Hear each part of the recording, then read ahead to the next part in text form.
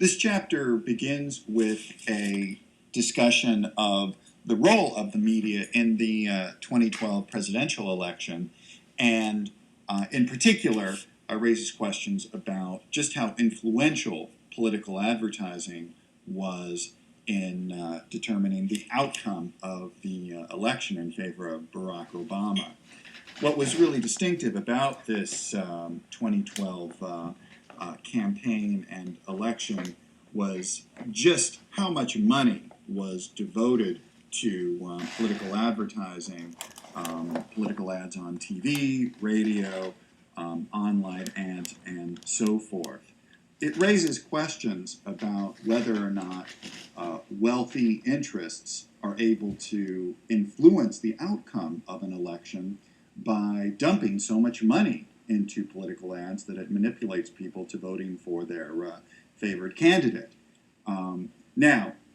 The chapter suggests that, in fact, the political ads were not all that effective, that research and surveys after the fact suggest that many people were not persuaded by these ads to vote for a particular candidate. And instead, some commentators called attention to the important role played by social media, Facebook and Twitter in particular, in terms of informing people about the campaign.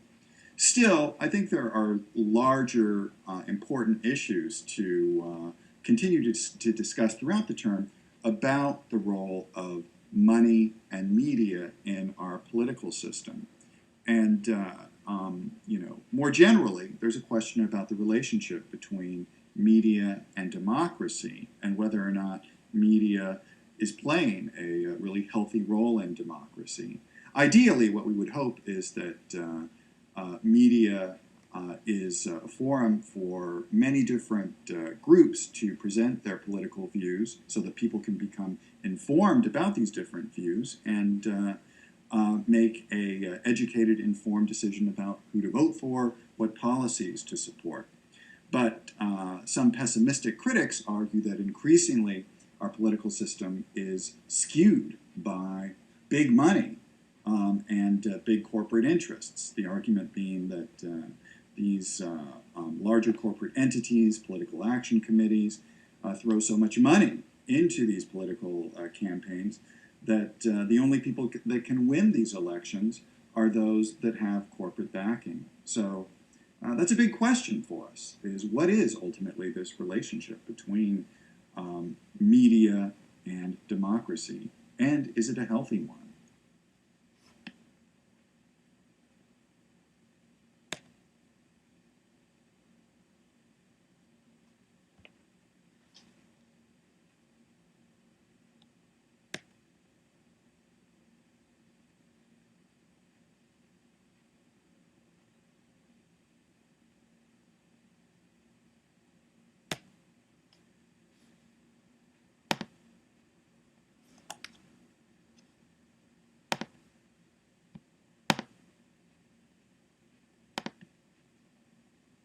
In this section, the authors argue that digital media like the internet, social media like Facebook and Twitter, Tumblr, that all of these have really redefined news and are increasingly reshaping our news media.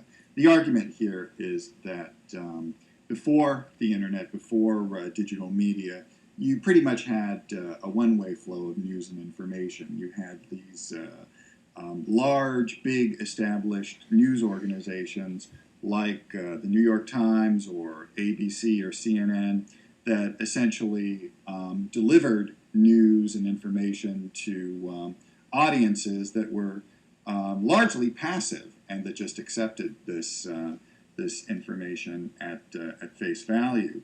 Now the argument is that with blogs, social media, internet sites, that audiences are allowed to be much more active in terms of creating their own news and information that influences these larger news organizations. So when there's a major event, a natural disaster, or a political uprising, people take pictures, record video that increasingly influence the activities of these news organizations. And so the actions of an individual blogger or somebody shooting, inexpensive video can wind up on the evening news or as part of a featured story in news media. Now, I think that that's an open question for us, whether or not social media has undermined the traditional gatekeepers of news and information. Do small bloggers and internet sites undermine the power and influence of ABC News or CNN or the New York Times? Some critics argue that even with digital media and social media today, that traditional gatekeepers still largely set the agenda for news and information today. So that's a question for you. Who ultimately has the upper hand in terms of news and information today? Do individuals with their own use of media have more power and influence, or does power still rest with traditional news organizations?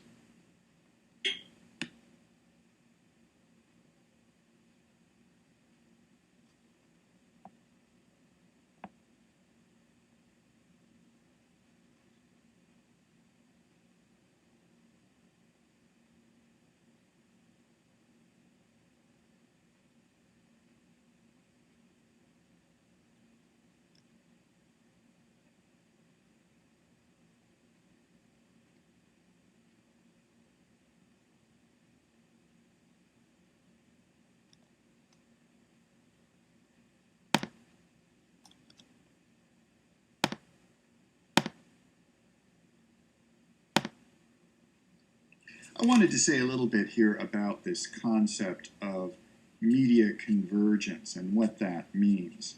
When we're talking about this idea of convergence in the media, I think that there's two different aspects to it. There's convergence in terms of technology and also convergence in terms of economics.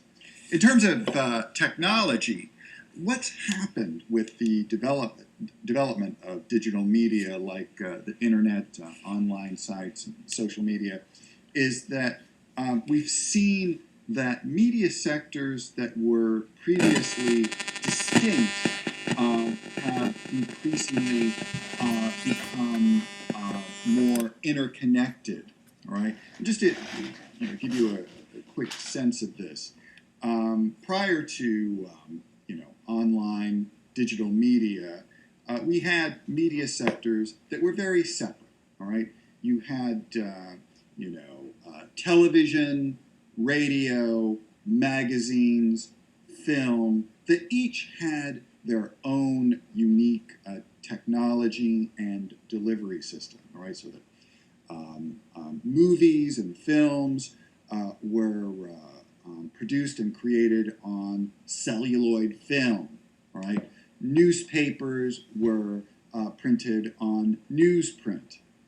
Television shows were recorded on physical videotape and distributed over the electromagnetic spectrum, over the airwaves. All right, so all very different types of media. Well, with the emergence of digital media and the internet, what's happened is that all of these forms of media can be recorded and distributed through the same technology, digital media, films, television shows, magazines, newspapers, all forms of media. The content can be reduced to a binary code of zeros and ones that is recorded and distributed and transmitted through digital media. All right, so it's undermined these distinctions among various media. So that's the technology, the technological aspect of convergence. However, we're also seeing a related economic convergence of media, where all of these previously distinct media, television, film, magazines, newspapers, music, that all used to be owned by separate companies, are increasingly being bought up and acquired by the same larger media conglomerates. So, for instance, if you, again, looking back into the past, we would see that television networks were owned by, one set of companies. Major film studios were owned by other companies. Newspaper publishers were owned by still yet another group of companies.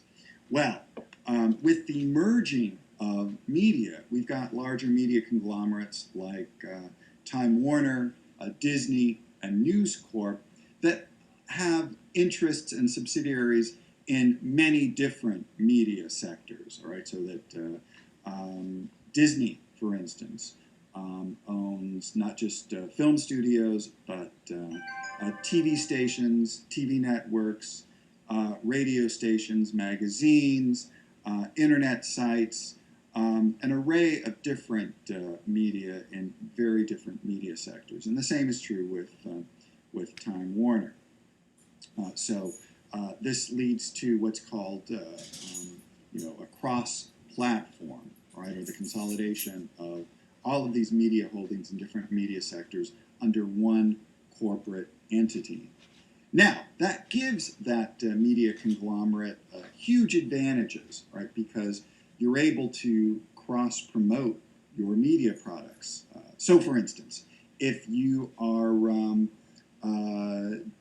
Disney, all right, and you come out with a new animated feature, a new film like Brave, all right, that new film can be promoted on the ABC television network and ABC shows like The View that Disney owns, right? So it provides a major advantage. Or Time Warner, for instance. Time Warner owns